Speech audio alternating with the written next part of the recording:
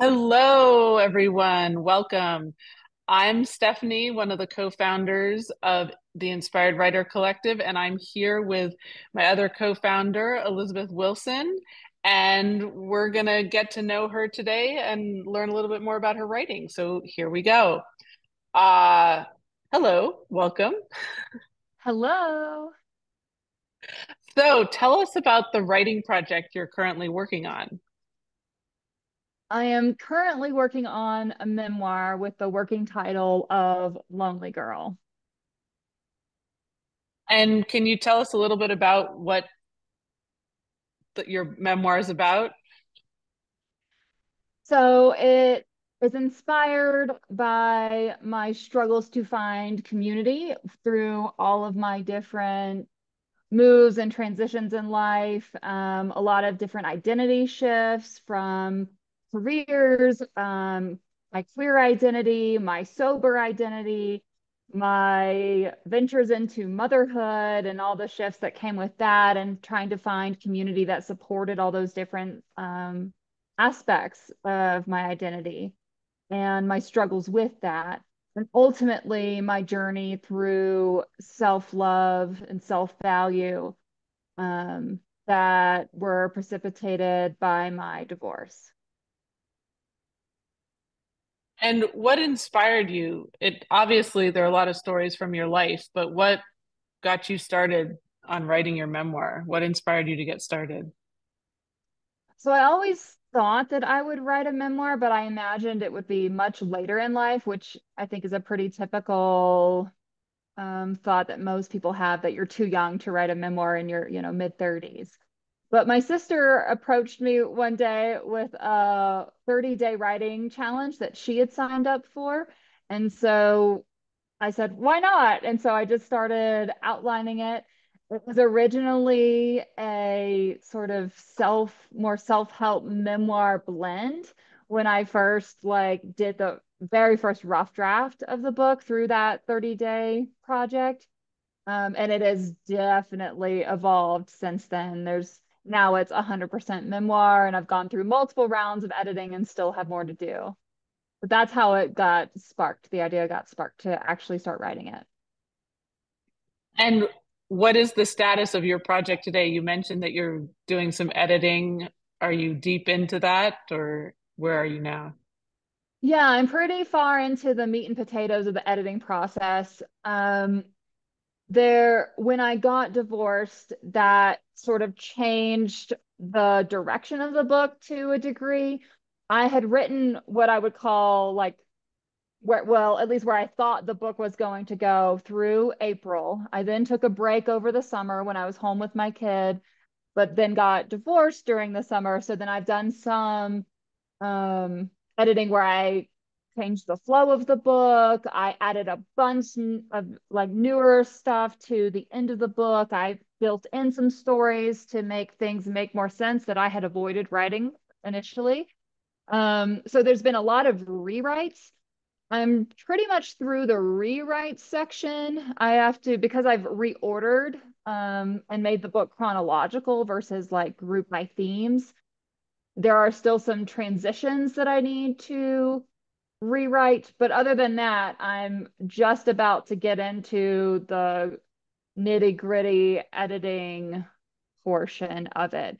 So it's already gone through a professional developmental edit. So as far as storyline and flow goes, that's where what I feel is complete. But now I need to go in and fix all my passive voice and add clarity and make sure that everything makes sense, do grammar, all of that. So as far as the big picture editing, yeah, I'm just right in the throes of it. And what has been the greatest challenge with your memoir? For me, one of the most challenging aspects has been writing the memoir while living the memoir. Um, because the memoir essentially at this point goes up to nearly present day, it can be very emotionally draining for me to sit down to work on the memoir.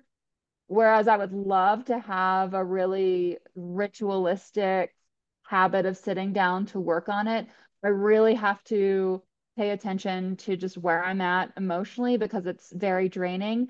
I'm envious of Mm. writers who tell me about their fun fiction projects that like help them escape their world.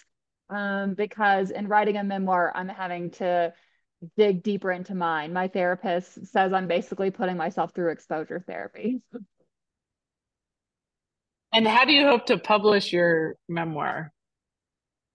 I do intend to pitch it to some book agents at local conference in the state in May and just see how that goes. Um, but I probably won't stay on the traditional publishing path for too long. If I don't get any bites, then I plan to self-publish. And what is your vision for your memoir beyond? Well, Do you see other memoirs in the future? Or yeah, so as I go along with the memoir and as I get different stories of the memoir really fleshed out in the editing process, I plan to submit them to magazines of, for the relevant topic or subject matter, whether it's motherhood or travel or whatever the topic is. So I hope to do some smaller scale publishing in that way. Um, I also have found that there is a whole, while the memoir follows this theme of loneliness and connection and community, there's been another major thread that's run through my life with caretaking, taking care of others at the kind of detriment of my own needs, self-sacrificing, self-sabotaging. And so I've pulled those stories out of this particular memoir and have set them aside for a future one. So I do think there is a possibility of additional memoirs.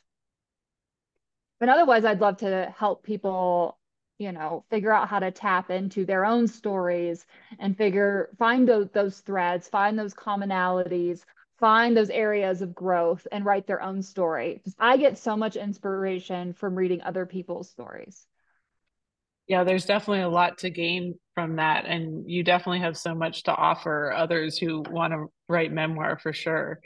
Anything else you want to share with us today before we head out? So before I started writing and being a stay-at-home mom, I had a decade-long career in forensic science. So that is something that I am now hoping to bring to my creative endeavor of writing, by being able to provide insight about realities of death investigations and crime scenes and postmortem in order to help fiction writers who are wanting to write both realistic but captivating murder mysteries. So instead of having to make it, just a really basic whodunit, being able to understand and provide some of that science background so that the writer can complicate their story in a way that maybe adds some more interesting twists and turns to like the cookie cutter murder mystery. Well, that sounds very exciting. I'm sure we'll have many who will be interested in being able to incorporate that into their writing. Well, thank you for sharing your writing journey with us today.